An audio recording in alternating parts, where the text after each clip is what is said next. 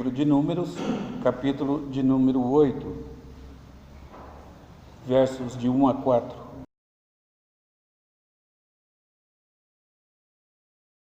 Que Deus seja gracioso conosco e escreva em nosso coração as maravilhas da sua verdade eterna. Amados irmãos, o livro de Números é um livro muito rico e ele representa a nossa caminhada nessa terra. Ele retrata ali a caminhada do povo de Israel desde a saída do Egito até a entrada na Terra Prometida. E isso simboliza a nossa vida aqui na Terra. Então, a primeira palavra do livro de Números é deserto. Então, nós poderíamos chamar este livro de No Deserto com Deus. No Deserto com Deus. E se deserto tem que ver com a nossa vida aqui, é a nossa vida aqui na Terra, a nossa caminhada, a nossa jornada até chegar à Terra Prometida, que este livro simboliza. Quando Paulo escreveu a carta aos Coríntios, ele diz que o livro de Números, as coisas aqui registradas, aconteceram para a nossa edificação. E este livro fala de Jesus Cristo como sendo a rocha que seguia o povo lá no deserto. É um livro muito rico, portanto, tem muita coisa para nos ensinar, para nos instruir. O capítulo de número 7 é o capítulo mais longo de toda a Bíblia, E claro que nós temos o Salmo 119, que é um pouco mais longo, mas o Salmo 119 não é um capítulo, é uma obra completa. Então, mas como o capítulo 7 do livro de Números é o maior capítulo. E o capítulo 7 nos fala de culto, da importância de comparecermos diante de Deus no culto, de adorar a Deus, não só da importância, mas também do alto privilégio de comparecer diante de Deus em culto, não é? Para glorificá-lo, para exaltar o seu nome. E este capítulo de número 7 mostra também a importância das ofertas no culto. Contexto de toda a Bíblia, o povo de Deus nunca devia comparecer diante do Senhor de mãos vazias. Então, o capítulo 7 mostra isso, um contexto de culto e o valor do culto. E mostra a importância de apresentarmos as nossas ofertas ao Senhor no culto, porque não podemos comparecer diante dele de mãos vazias, no dizer da palavra de Deus. Assim sendo, nós temos aqui um texto repetido 12 vezes no capítulo 7, 12 vezes, mostrando a importância das ofertas no culto. Eram 12 dias de festa, e todos os 12 dias tinha culto, e o povo comparecia diante de Deus e trazia as suas ofertas, abundantes ofertas, posto que era um povo pobre, mesmo assim trazia grandes ofertas. Esse povo de Israel ficou 10 gerações como escravos no Egito, então era um povo pobre, mas trazia tudo que possuía, trazia tudo que tinha. Ok, e agora aqui no capítulo de número 8, nós temos as instruções dadas a Moisés. São impressionantes. Começa o texto dizendo assim: disse o Senhor a Moisés. Se vocês querem encontrar a perícope, como naquela época não havia o recurso de separar as coisas por parágrafo ou coisa assim, então nós temos aqui no verso 5 a mesma expressão repetida: disse mais o Senhor a Moisés.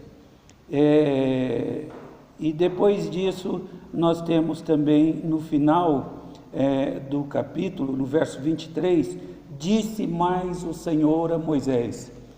Essa é a estrutura do texto. Então ele fala, Deus fala a Moisés, Moisés fala a Arão, e Arão obedece à palavra de Deus. Bem, a primeira coisa que eu quero destacar aqui é Moisés como pregador. Nos versos 1 e 2, disse o Senhor a Moisés: fala a Arão e diz-lhe: quando colocares as lâmpadas, seja de tal maneira que venham as 7 a alumiar defronte do candelabro. Então, Moisés prega e repassa a palavra de Deus a Arão exatamente como Deus lhe dissera. Bom, esse é o retrato do pregador. O pregador é chamado para anunciar a palavra de Deus. E Moisés fez isso, fez de forma fiel. Escreveu, registrou a palavra de Deus e a anunciou a Arão exatamente como Deus dissera para que ele fizesse. Além disso, essa expressão é repetida aí no capítulo 8, de como o Senhor ordenara. Isso é sempre repetido aí no verso 3 e depois na obediência de Arão. Bem, irmãos, esse é o nosso papel: pregar a palavra de Deus, anunciar a palavra de Deus e fazer isso com fidelidade, pregando exatamente a palavra de Deus. Neste ponto eu só quero repetir as lições de homilética que eu considero essenciais, que pregação é a leitura do texto, a explicação do texto, a confirmação do texto com outros textos, e a ilustração do texto e, por fim, a aplicação do texto. Isso é pregação, ou seja, só texto. Nós somos chamados para transmitir a palavra de Deus, assim como Moisés transmitiu a palavra de Deus para Arão. Nós somos chamados para transmitir única e exclusivamente a palavra de Deus. Não somos chamados para falar de política, conquanto seja um assunto interessante. Não somos chamados para falar dos problemas da sociedade, conquanto isso seja interessante. Somos chamados para pregar a palavra de Deus, e a palavra de Deus somente. Bem, irmãos, depois no verso 3, há uma segunda coisa para a qual eu quero chamar a atenção. E Arão fez assim, colocou as lâmpadas para que alumiassem defronte do candelabro, como o Senhor ordenara a Moisés. Eu quero que você veja Arão obedecendo a palavra de Deus plenamente. Isso é a maior recompensa que um pregador pode ter, é de ver a palavra de Deus sendo obedecida. A palavra de Deus que ele pregou, que o profeta pregou, agora sendo obedecida no sentido pleno. Isso é significativo aqui, porque Arão recentemente tinha feito um bezerro de ouro, tinha contrariado a vontade de Deus, e agora Deus manda Moisés pregar a ele, e ele obedece de forma plena, de forma completa, e faz exatamente aquilo que Deus disse através de Moisés que ele fizesse. Então, há aí uma lição bastante rica nisso. É o que nós esperamos do nosso povo. Não mais do que isso, que o povo siga a palavra de Deus, que o povo obedeça a palavra de Deus, que faça a vontade de Deus. Se vocês conseguirem isso no ministério de vocês, vocês terão tido um ministério bem-sucedido. Um ministério que conduziu o povo à obediência à palavra de Deus. É a coisa mais desejável que tem. Não há prazer maior do que alguém se render ao argumento da palavra de Deus e dizer: é isso que eu vou fazer. Eu não entendi assim, mas agora, mediante essa palavra, eu vou agir dessa maneira e vou fazer as coisas dessa maneira. É o que existe de mais desejável. O nosso ministério tem como objetivo levar o povo à obediência a Deus, irmãos. Em terceiro lugar aí, nos versos 5 a 7 e também no verso de número 12, nós encontramos a consagração dos levitas aí a Deus e de forma explicada. Disse mais o Senhor a Moisés: toma os levitas do meio dos filhos de Israel e purifica-os, e assim lhes farás para purificar. Asperges sobre eles a água da expiação, sobre todo o seu corpo farão passar a navalha, lavarão as suas vestes e se purificarão. Se purificarão. Os levitas aqui, importante essa figura, porque tem que ver com o nosso papel também, nesse sentido, somos levitas no sentido de que cuidamos do trabalho do Senhor, que falamos ao povo em nome, falamos a Deus em nome do Senhor, não é? Então esse é o papel do sacerdote, é o papel do levita, e os levitas pertenciam a Deus, diz aí no verso 14, separarás os levitas no meio dos filhos de Israel, os levitas serão meus.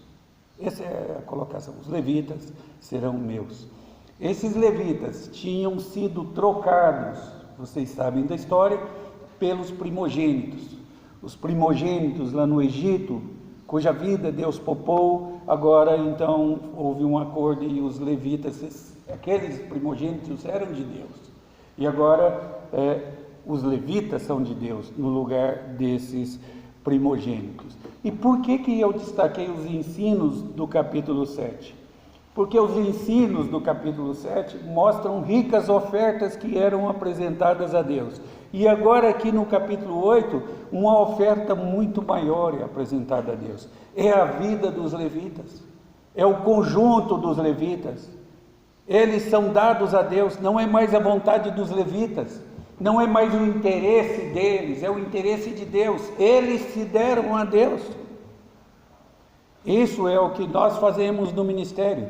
Não é mais a nossa vontade, não é para onde queremos ir, é para onde Deus quer que nós estejamos. O melhor lugar para estarmos no ministério é onde Deus quer que nós estejamos. Nós não devemos desejar nenhuma bênção no ministério que Deus não nos tenha dado. Tudo de que necessitamos, Deus nos dá. E todas as bênçãos de que carecemos, Deus nos concede. E os levitas aqui entregam-se a Deus. Mas lembrem-se de uma coisa, ainda precisam de purificação. Antes de servirem no santuário, eles precisavam de purificação. Não se esqueçam disso. Nós precisamos de santificação. A Bíblia chega a dizer que sem isso ninguém verá a Deus. Precisamos de santificação. Precisamos de nos purificar, porque somos pecadores, porque não somos adequados para comparecermos diante do Rei, diante do Altíssimo. E nos versos 5 até 20, nós temos aí uma outra lição, não dá para a gente desenvolver essa ideia toda, mas eu quero dizer que aí nos versos 5 a 20, nós temos o contexto de Mateus 3, de 12 a 15, que trata do batismo de Jesus. Esses levitas são batizados aqui no capítulo 8. Eles são batizados para um determinado fim, consagrados a um determinado fim. E isso é o contexto do batismo de Jesus. Quando Jesus chega diante de João Batista e diz, olha, eu quero que você me batize. João então diz a ele assim, de jeito nenhum, eu não vou batizá-lo. Eu é que tenho que ser batizado pelo Senhor, não posso fazer isso. E Jesus disse, é verdade, João, mas por enquanto convém que seja assim para que cumpramos toda a justiça. Então, Jesus recebeu esse batismo aqui. Eu quero ainda que você considere uma coisa, que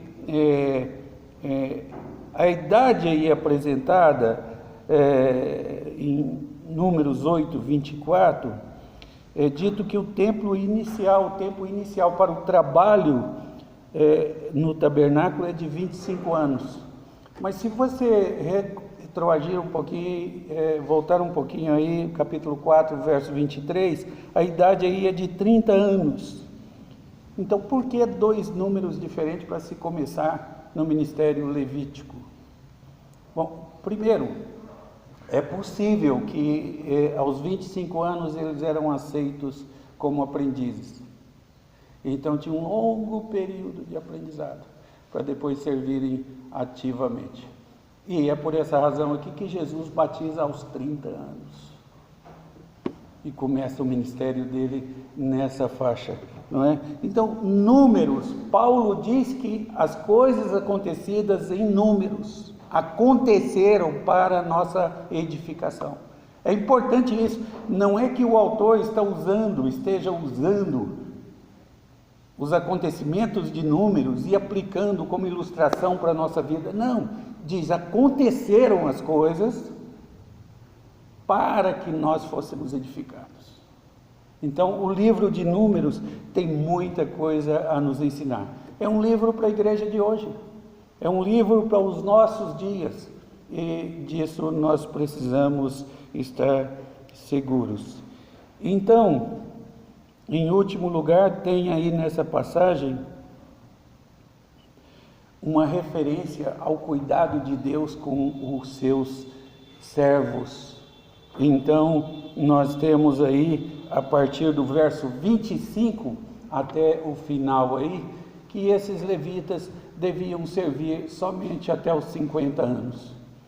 E que depois, quando eles chegassem a essa idade avançada, deve-se considerar que no deserto, essa era uma idade avançada, viu?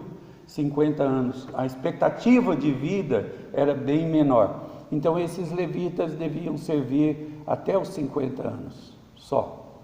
E depois, então, eles eram retirados do seu serviço e eram jubilados. E então, eles passavam a participar, mas só como ajudante aqui e ali, uma coisa ou outra, mas não tinham mais a responsabilidade do serviço pesado. A que serviço pesado eu me refiro? O serviço pesado de ter sobre os seus ombros a alma de todos os membros da igreja. A consagração e a santificação de todos os membros da igreja. Um pastor de verdade pensa todos os dias nos membros da sua igreja, ora por eles e chora e sofre com qualquer que chore e sofra. E vive a vida de cada um, alegra-se com as alegrias dos membros da sua igreja e se entristece com as tristezas deles. Sofre cada luto, sofre cada enfermidade. Esse é o serviço pesado. E os levitas, então, depois, quando chegava aos 50 anos, eles eram retirados desse serviço pesado. E eles eram substituídos, como diz aí dos versos 25 em diante. Então, eles eram jubilados. Isso é importante. Como Deus cuida dos seus, como Deus dá valor aos seus e recompensa os seus. Deus nos abençoe para que em nosso ministério, em nossa carreira, nós sejamos achados fiéis e prontos a pregar a palavra de Deus, prontos a obedecer a palavra de Deus, a apresentar a nossa oferta maior diante de Deus, que é o nosso ministério, que vivemos para servir a Deus, até o dia que Deus houver por bem nos dar descanso nesta vida. Deus nos abençoe.